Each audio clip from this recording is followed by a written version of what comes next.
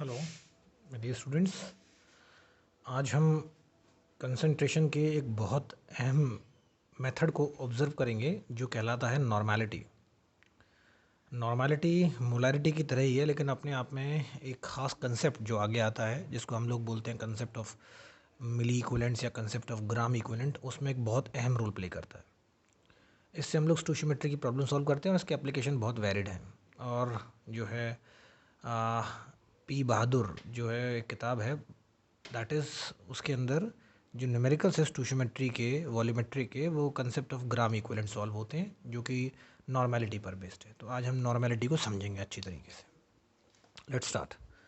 अगर हम किसी सोल्यूशन की बात करें तो कंसंट्रेशन को एक्सप्रेस करने का एक और तरीका होता है, दैट इज़ नॉर्मैलिटी। अगर हमें नॉर्मैलिटी की वैल्यू कैलकुलेट करनी है किसी भी सोल्यूशन के लिए, तो ऐसे में नॉर्मैलिटी को n से दिखाया जाता है, जिसको अगर हमें निकालना है किसी सोल्यूशन के लिए तो हम लोग ऐसे में उस सोल्यूशन में कितने नंबर ऑफ ग्राम इक्विवेलेंट्स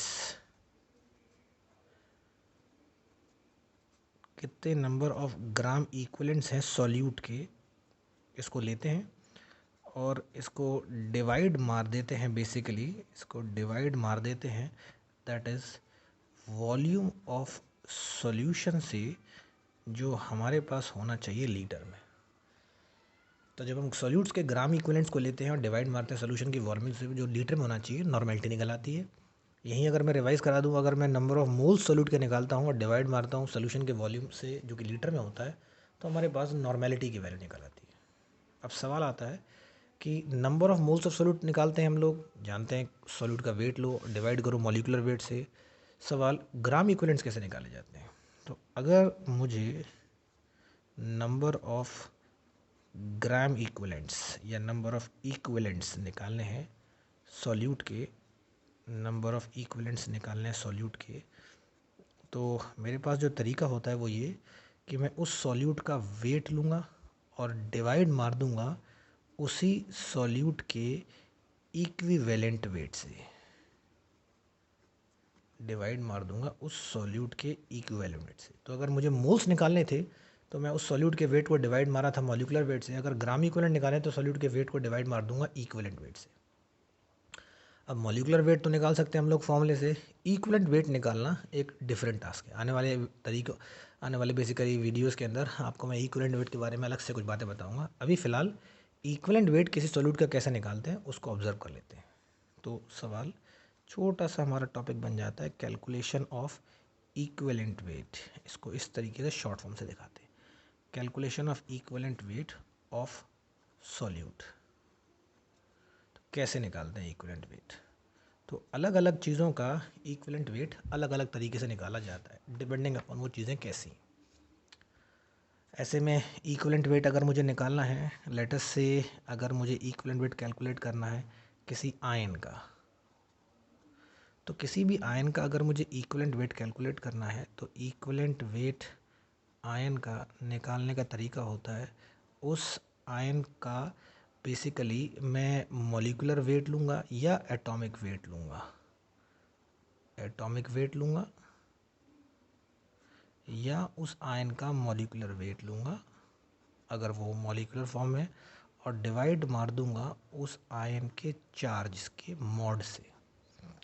तो निकल आएगा मेरे पास उस आयन का इक्विवेलेंट वेट। अगर एग्जांपल के तौर पर बात कर लें, जैसे मुझे इक्विवेलेंट वेट निकालना है Al3+ का, तो अल्युमिनियम आयन का एटॉमिक वेट 27 होता है और डिवाइड मार दूंगा उसके चार्ज के मॉड से जो 3 होगा।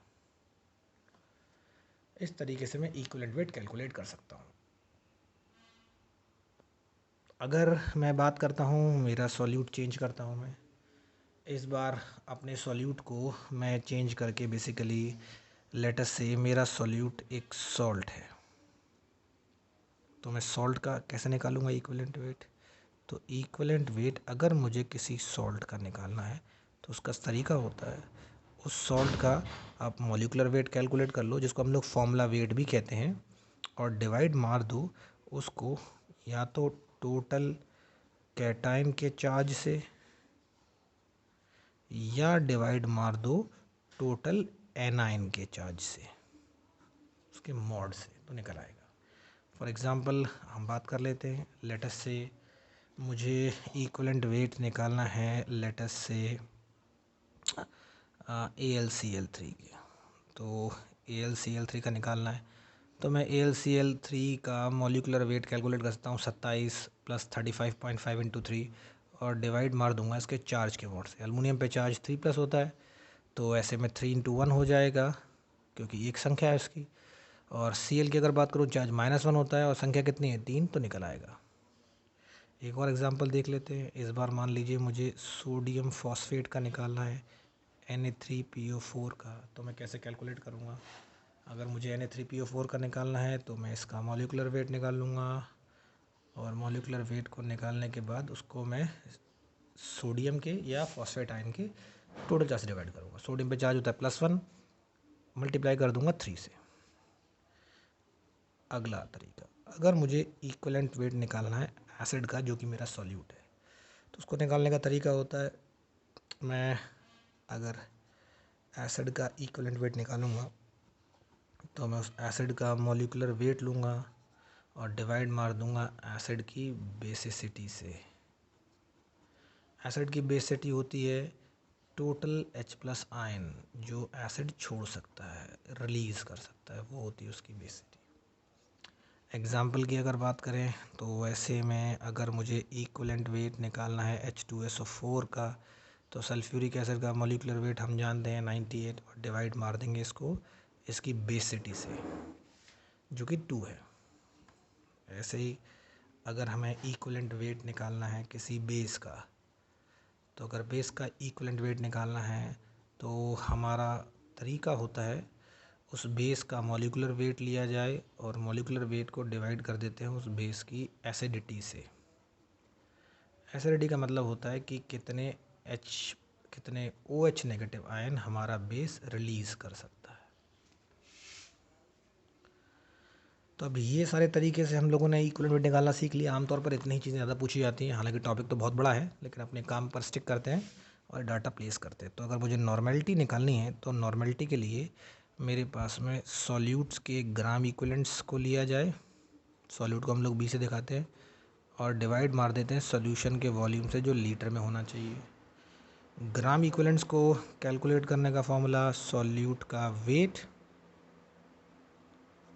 और सॉल्यूट का इक्विवेलेंट वेट, और यहाँ हमारे पास सॉल्यूशन का वॉल्यूम आ जाएगा जो लीटर में होगा।